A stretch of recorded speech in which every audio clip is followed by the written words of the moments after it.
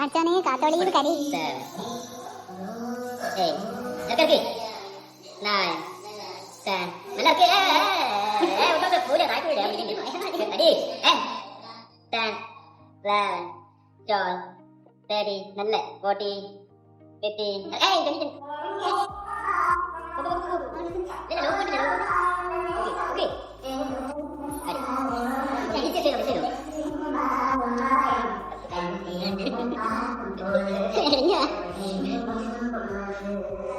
സാനൊക്കെ ഒന്ന് കൊല വിളിക്കുന്ന കേട്ടോ ഈ കാണുന്നത്. ആ കാറ് കൂകി കരയുന്നുണ്ടായിരുന്നു കേട്ടോ. നേരങ്ങിയൊക്കെയാണ് വന്നത്. അപ്പുറത്തേക്ക് ഇപ്പുറത്തേക്കൊക്കെ പോയിട്ട് മാറി ഇന്ന് കരയുന്നൊക്കെ ഉണ്ടായിരുന്നു കേട്ടോ. അത്രയും പണി കൊടുത്തിട്ടുണ്ടായിരുന്നു ഇന്ന് സായക്കെട്ട്.